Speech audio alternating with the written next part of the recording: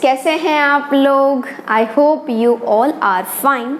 हम लोग पढ़ रहे हैं coordinate geometry and coordinate geometry के आज के लेक्चर में हम लोग डिस्कस करेंगे एरिया ऑफ ट्राइंगल, है ना।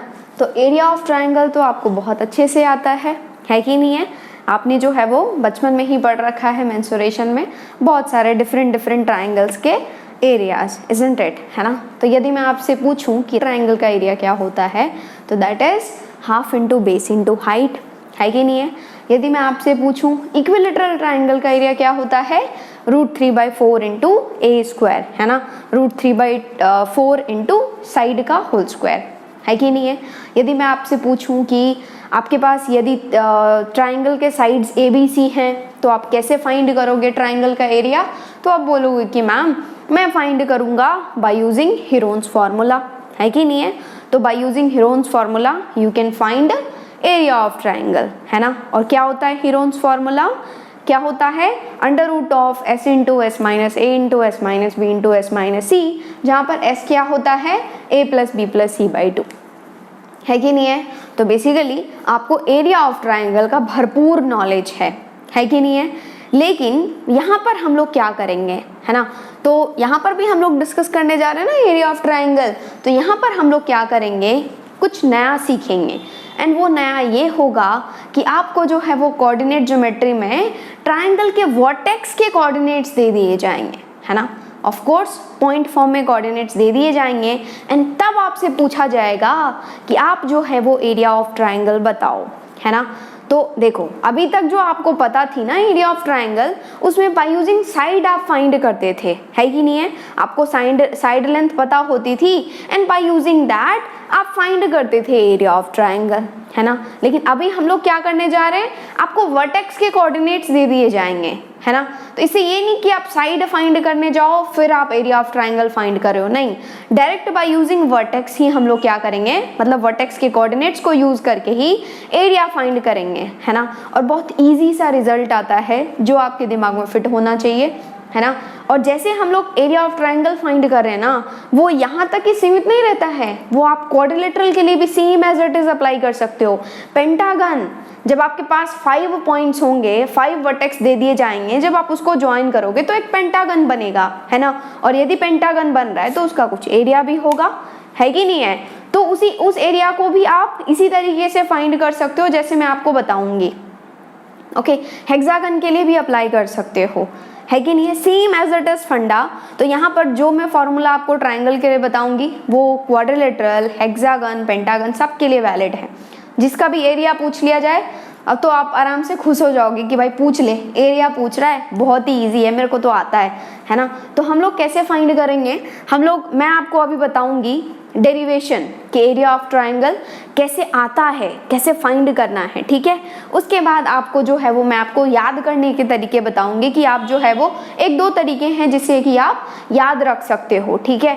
ये ट्राइंगल के लिए भी वैलिड होगा, क्वाड्रिलेटरल के लिए भी वैलिड होगा, पेंटागन के लिए भी वैलिड होगा, हेक्सागन के लिए भी वैलिड होगा, सबके लिए वैलिड होगा, ठीक है। तो आज तो हम लोग ट्राइंगल ही देखेंगे, नेक्स्ट लेक्चर में आपको एज अ नोट क्वाड्रिलेटरल के लिए भी बता दूंगी, है ना। तो बहुत मज़ा आने वाला है, बहुत इजी सा रिजल्ट होता है। पहले मैं आपको डिराइव करके बता देती हूँ कि ये आ रहा है, उसके बाद में आपको याद करने के तरीके बताऊंगे, ओके। जिसके थ्रू आप कहीं पर भी क्वेश्चन आ जाए ना, एरिया ऑफ ट्राइंगल फाइंड करो जिसके वर्टेक्स के कोऑर्डिनेट्स ये हैं, तो आप आराम से फाइंड कर सकते हो, ठीक है। तो शुरू करते हैं हम लोग अपनी क्लास से। Yes, my name is Soni and I welcome all of you on this channel Omrex एजुटेक।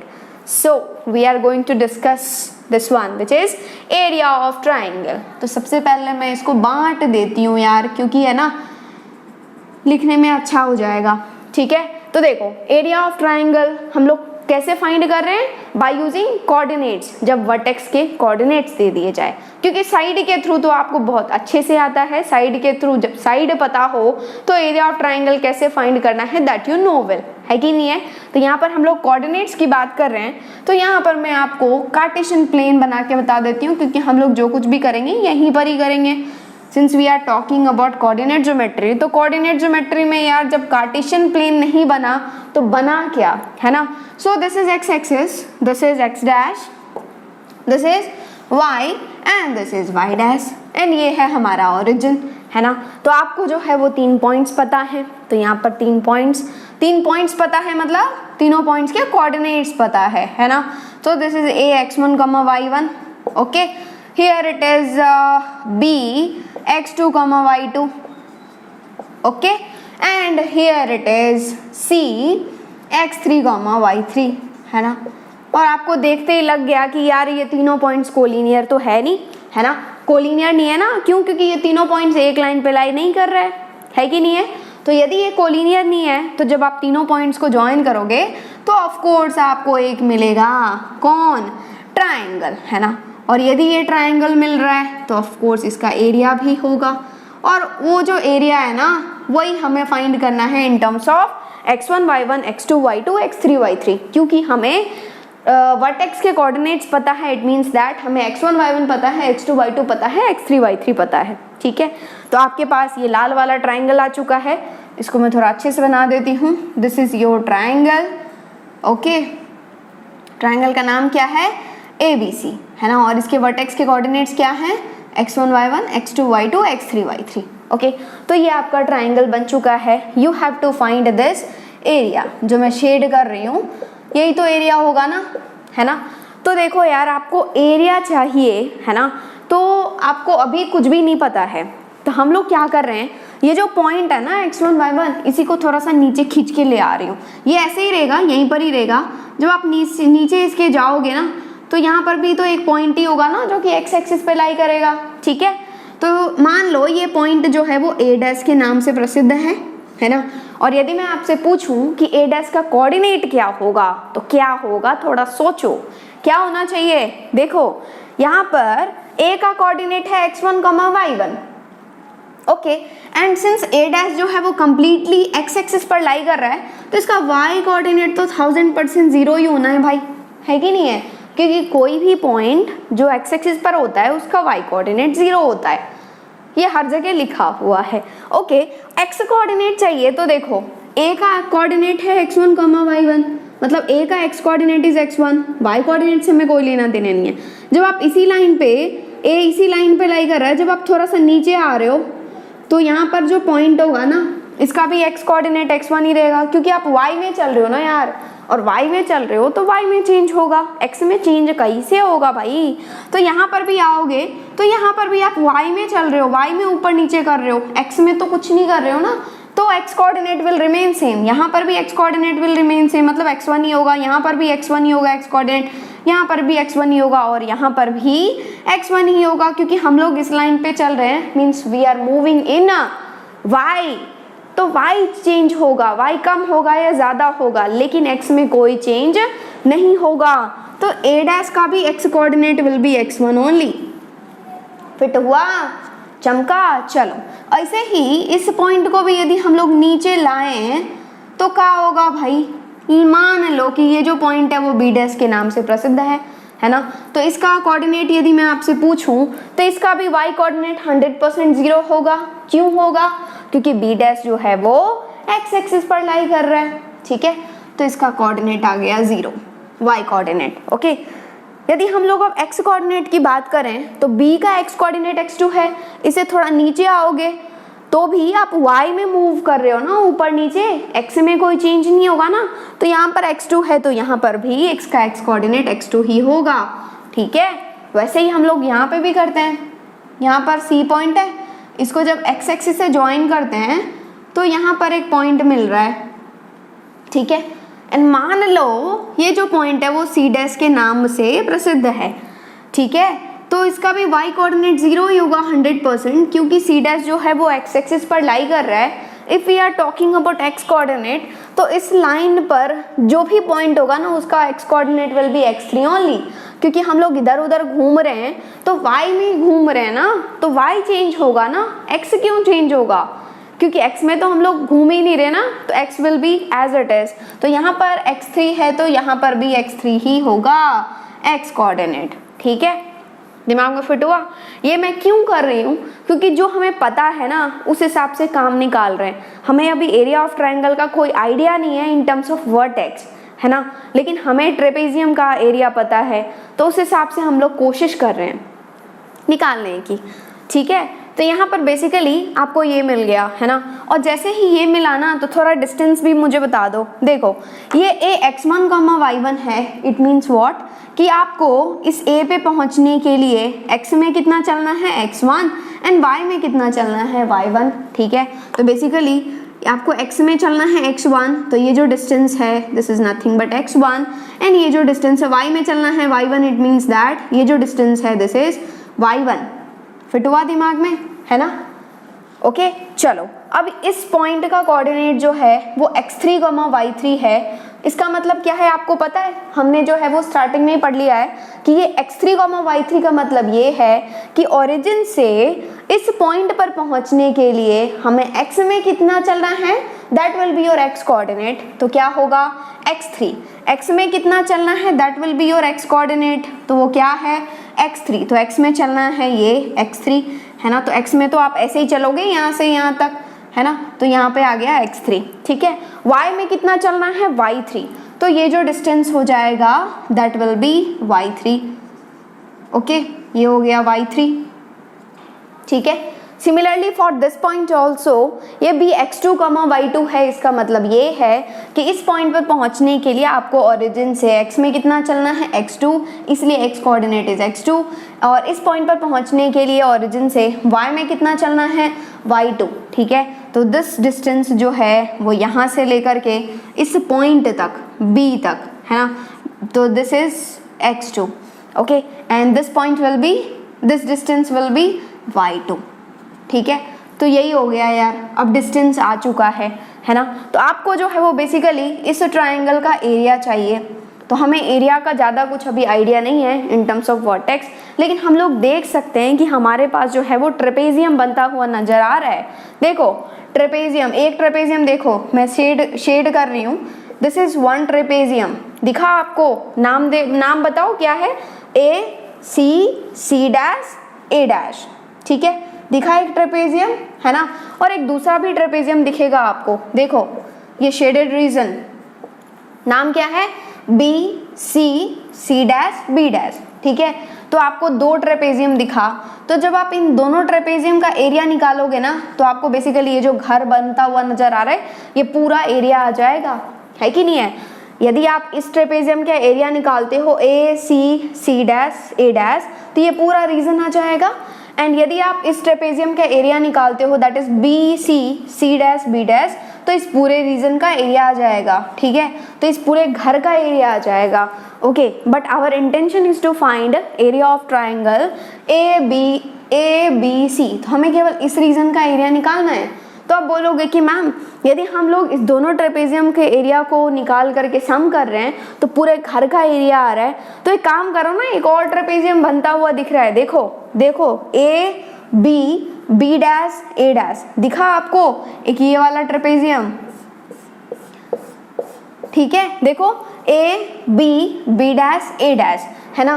तो एक काम करो, इस दोनों ट्रेपेजियम जो आप अभी तक निकाल रहे थे उसको, उसके एरिया को फाइंड करके ऐड कर दो, एंड ये जो ट्रेपेजियम अभी दिखा है हमें that is B dash A dash, उसके एरिया को क्या कर दो, सब्ट्रैक्ट कर दो, है ना।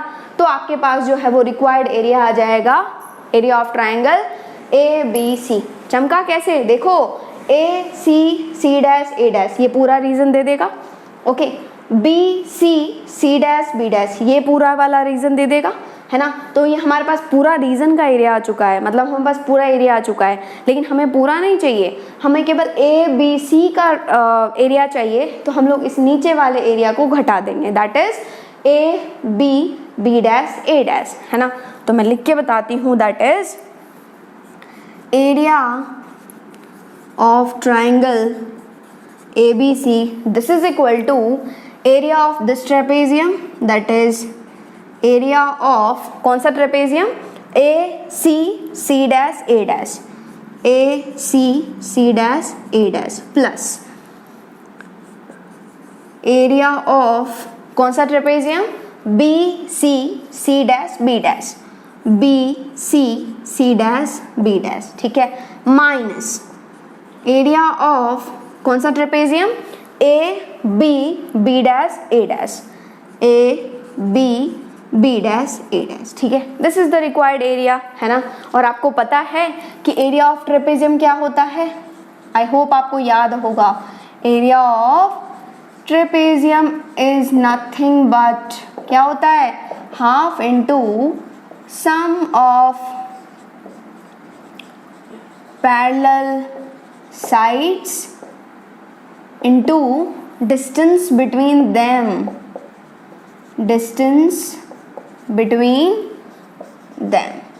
This is the required area of trapezium. क्या होता है, half into sum of parallel sides into distance between them, ठीक है।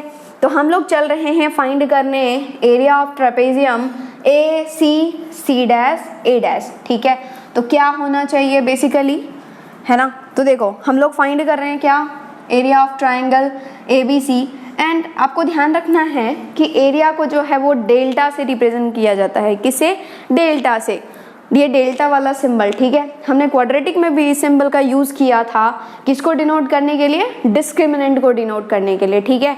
तो आपको ध्यान रखना है कि ये जो डेल्टा है ना, ये बड़ा ही खतरनाक है, बहुत ज़्यादा जगह यूज होता है, हर मतलब बहुत सारी चीज़ों का सिंबल है ये, ठीक है।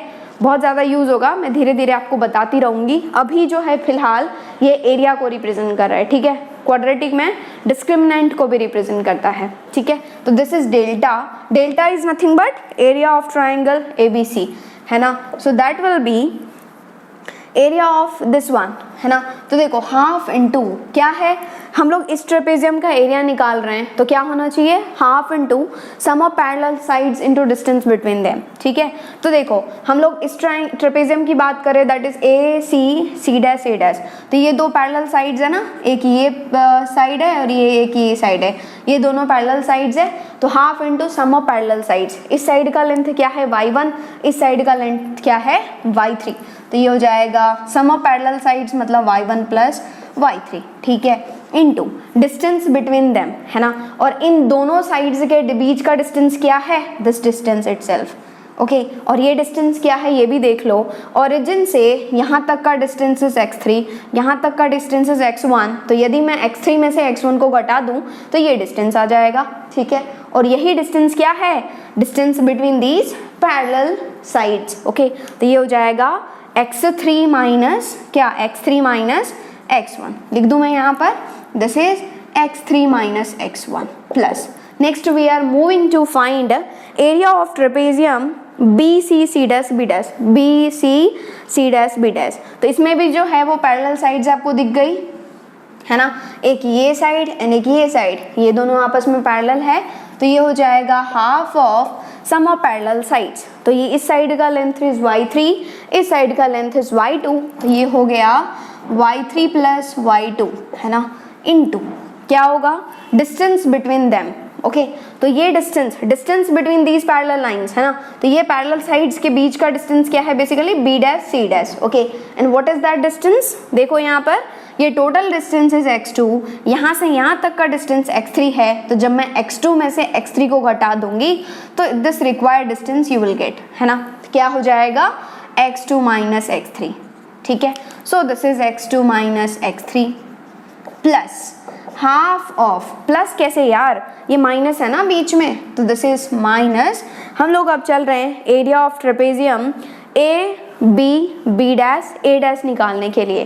तो यहाँ पर भी सेम कहानी, half of sum of parallel sides, है ना। और आपको दिख गया कि ये दोनों पैरेलल साइड्स हैं और दोनों का लेंथ क्या है, एक है y1 एक है y2। तो ये हो जाएगा y1 plus y2 into distance between them, इन दोनों के बीच का distance is this one, this is A dash B dash, ठीक है।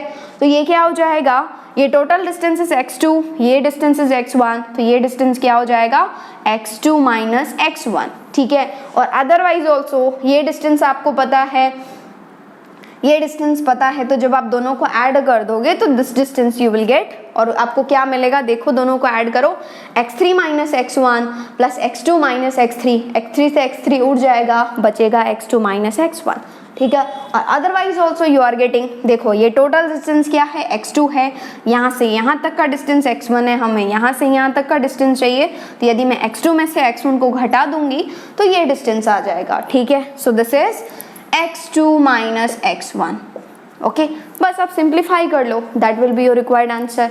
ओके, तो delta equals to half of, चलो मल्टीप्लाई करते जाओ यार। तो पहले y1 को इससे करोगे, फिर इससे करोगे, अगेन इसको करोगे, अगेन इसको करोगे, तो करो। पहले x को लिखो, ठीक है, पहले x कोऑर्डिनेट लिखो, क्योंकि जब कभी भी हम लोग देखते हैं ना पॉइंट्स को, तो पहले x लिखा रहता है, फिर y लिखा रहता है। यहाँ पर मल्टीप्लाई कर रहे हैं, y1 इंटू x3 लिखो या फिर x3 इंटू y1 लिखो, कोई फर्क नहीं पड़ता है, बट हम लोग फॉलो करेंगे, पहले x लिखेंगे उसके बाद y लिखेंगे, सो दैट हमें इजिली दिख जाएगा कि क्या क्या कैंसिल हो रहा है, ठीक है।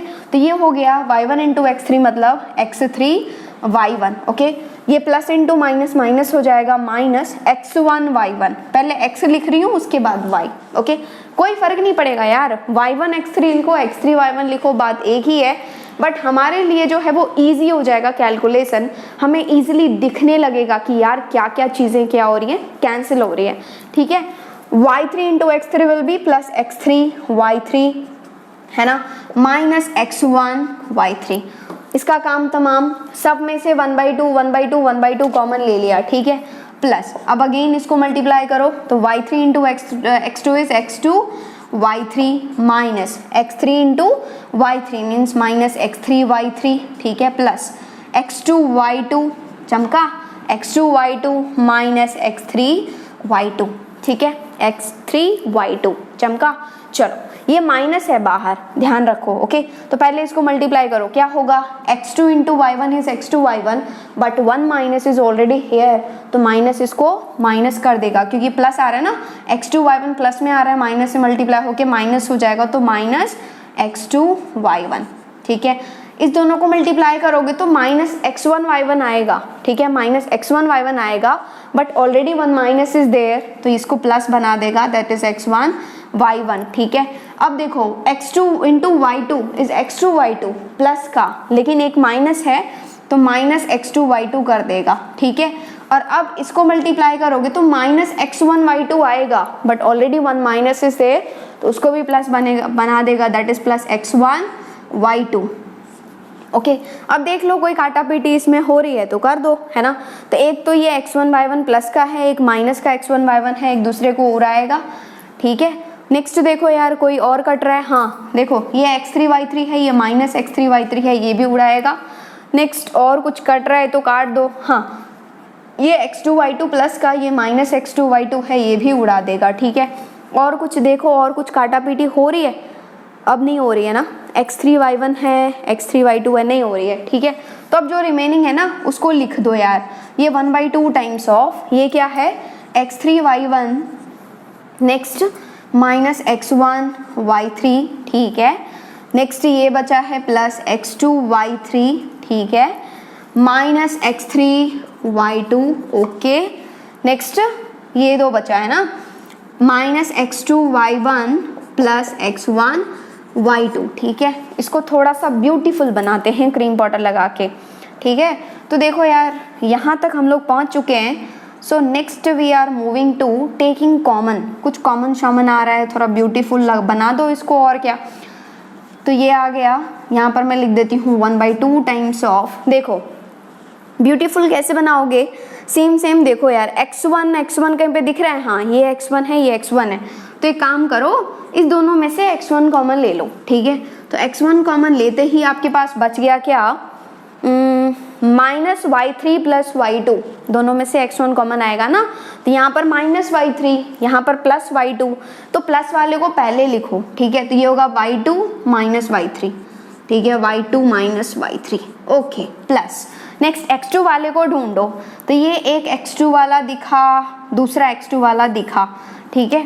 तो इस दोनों में से x2 कॉमन ले लो, है ना।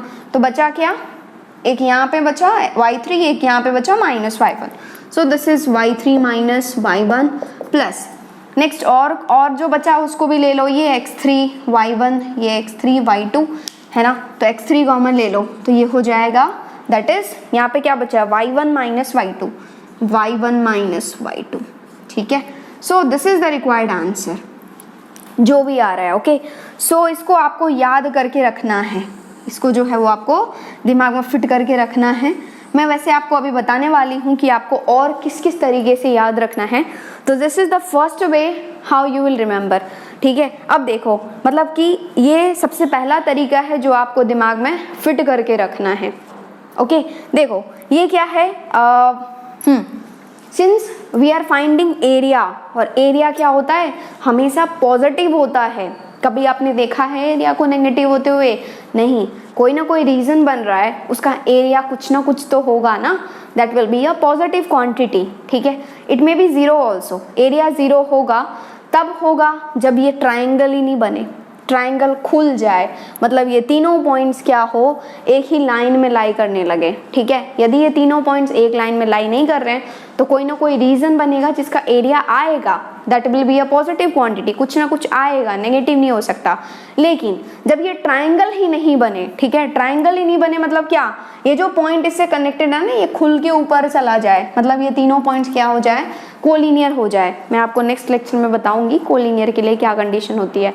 ठीक है, अभी आप ध्यान रख लो कि एरिया जो है वो जीरो हो जाएगा। ओके, बट एरिया जो है वो हमेशा एक पॉजिटिव क्वांटिटी होता है। तो ये जो हम फाइंड कर रहे हैं ना, that is x1 into y2 minus y3 plus x2 into y3 minus y1 plus x3 into y1 minus y2, ये जो फाइंड कर रहे हैं it may be negative also. 1/2 तो पॉजिटिव है बट ये क्वांटिटी हो सकता है नेगेटिव आए। तो सेफेस्ट साइड के लिए सेफली हम लोग क्या कर रहे हैं, इसको मॉड ले लेते हैं इसका। ठीक है, क्योंकि मॉड ही भाई साहब एक ऐसा है जो कि नेगेटिव वैल्यू भी आए उसको पॉजिटिव बना देता है। तो एरिया क्या होगा, हमेशा एक पॉजिटिव क्वांटिटी आएगा। इसलिए हम लोग हमेशा जब कभी भी एरिया फाइंड करेंगे ना तो मॉड लगाएंगे ही लगाएंगे। ठीक है, अब ये पॉजिटिव आ रहा है तो बहुत अच्छी बात है, नेगेटिव आ रहा है तो ये मॉड जो है वो उसको पॉजिटिव बना देगा और हमें एरिया जो है वो एक पॉजिटिव क्वांटिटी मिल जाएगी। ठीक है, तो ये पहला है फॉर्मूला जो आपको याद रखना है एरिया के लिए। कैसे याद रखोगे, याद करना भी बहुत इजी है। पहले मॉड तो आएगा ही, 1/2 आएगा ही।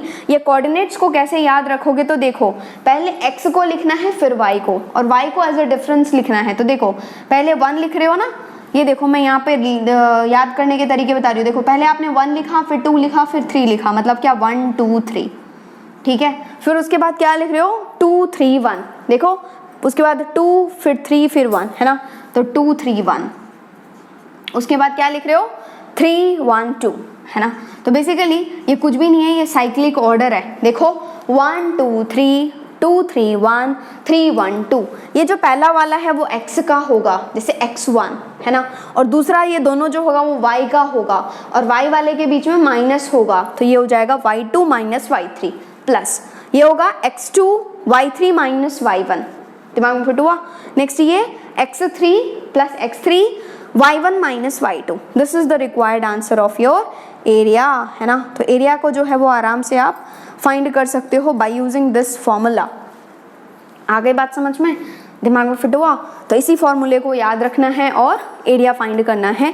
अदरवाइज मैं आपको अभी बताने वाली हूँ दूसरा एंड तीसरा तरीका भी, 2 और तरीके से आपको एरिया याद रखना है। क्योंकि आईआईटी में क्या होता है, मल्टीपल चॉइस क्वेश्चंस आते हैं, है ना, और मल्टीपल में यदि आपको कहीं पे वो ऑप्शन भी दिख गया तो उसको भी टिक करना है ना। और या फिर जेईई मेंस की बात करें तो हो सकता है उस टाइप से ही कोई एरिया का दिया हो, तो मैं जो है वो दूसरे एंड तीसरे तरीके से भी कैसे याद रखना है वो बताऊंगी।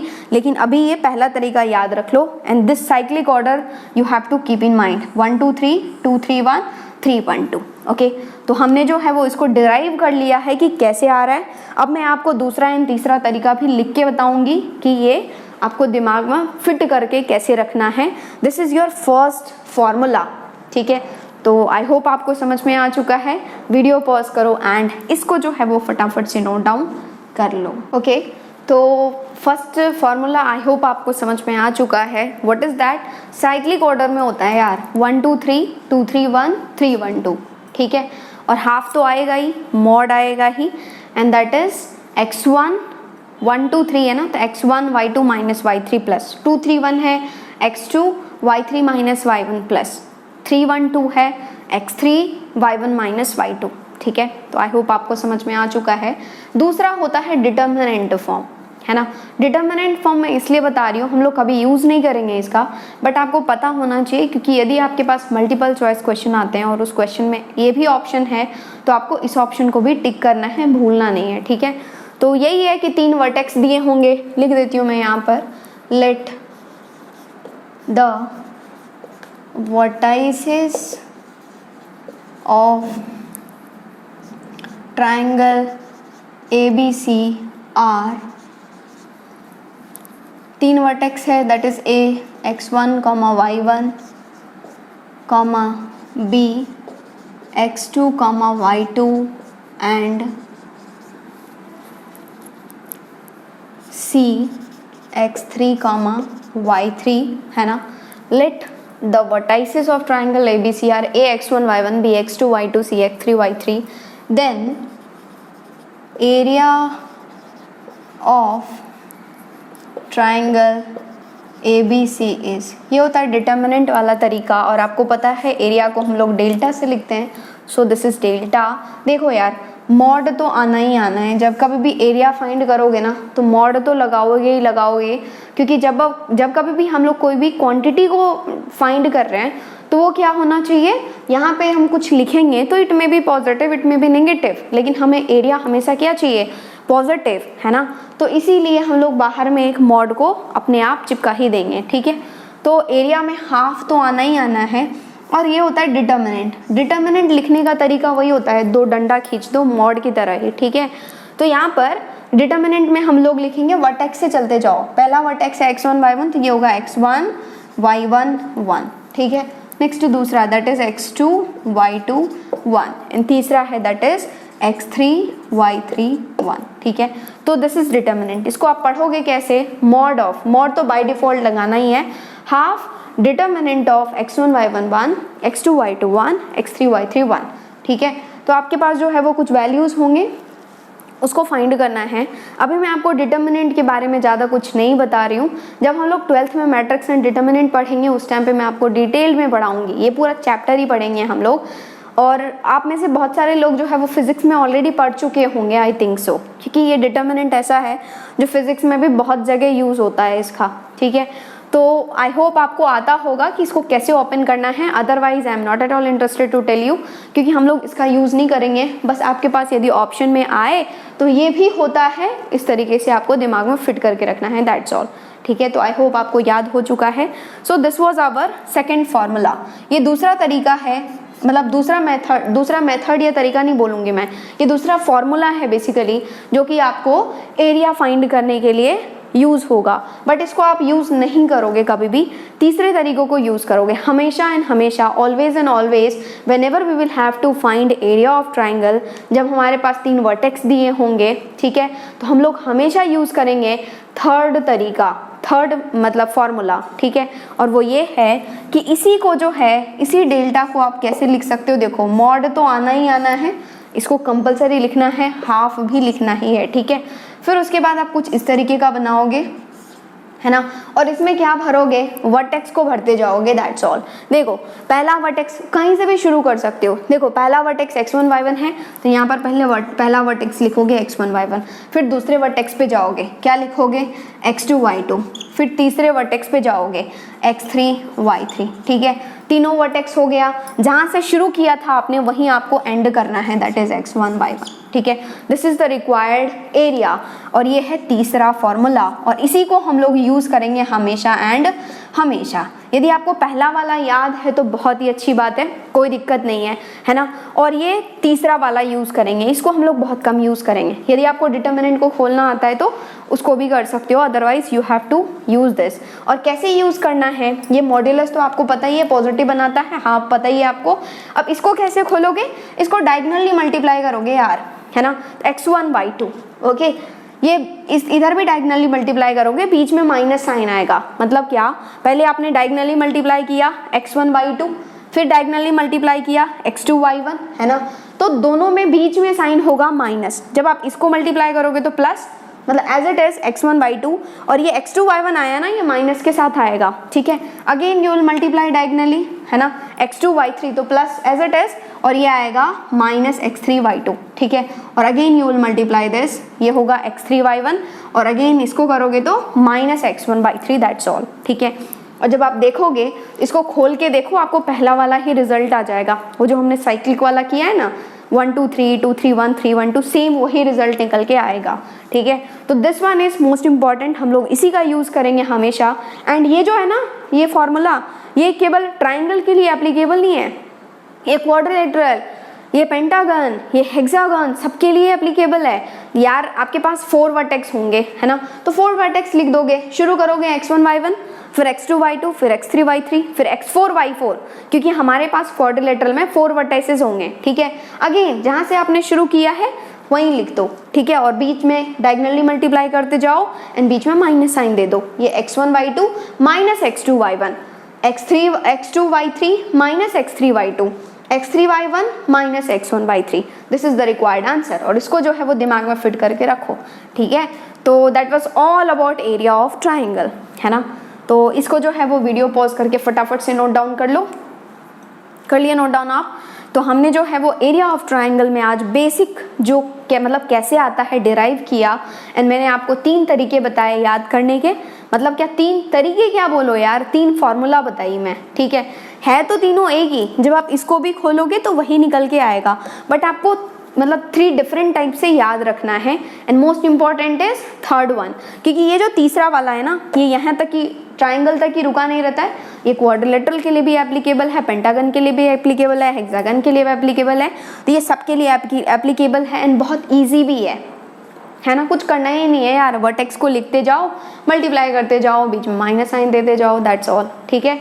तो आई होप आपको समझ में आ चुका है। नेक्स्ट लेक्चर में मैं इसी पे इंपॉर्टेंट कुछ नोट बताऊंगी, जैसे कि ये कोलिनियर पॉइंट्स यदि हो गए तो ट्राइंगल ही नहीं बनेगा, उस केस में एरिया 0 होगा। यहाँ पर मैंने अभी बता दिया क्वाड्रिलेटरल के लिए क्या करना है, मैं उसमें लिख के बताऊंगी, ठीक है। तो ऐसे कुछ नोट हम लोग डिस्कस करेंगे, ओके। तो आई होप आपको समझ में आ चुका है।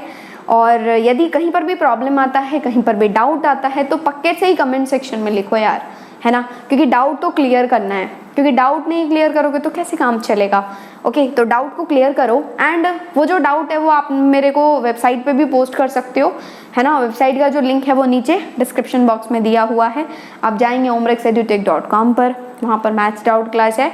अपना जो भी क्वेश्चन है, जो भी क्वेरी है, कोई क्वेश्चन सॉल्व कर रहे हो, नहीं बन पा रहा है, आंसर नहीं मैच हो रहा है, कहीं मतलब दूसरा मेथड चाहते हो कुछ, तो शेयर करो, okay. 100% you will get solution for that. And आज आपको कोई डीपीपी सॉल्व नहीं करना है ना। और एक और चीज़, यदि आपने अभी तक चैनल को सब्सक्राइब नहीं किया है, ऐसे ही वीडियो देख रहे हो तो अच्छी बात नहीं है, चैनल को सब्सक्राइब कर लो एंड पास में जो बेल आइकन है उसको भी प्रेस कर लो, ताकि आपको हर वीडियोस की लेटेस्ट अपडेट्स मिलती रहे एंड आपका कोई भी लेक्चर मिस नहीं हो, है ना, कुछ भी मिस नहीं हो, आप आराम से पढ़ाई करें।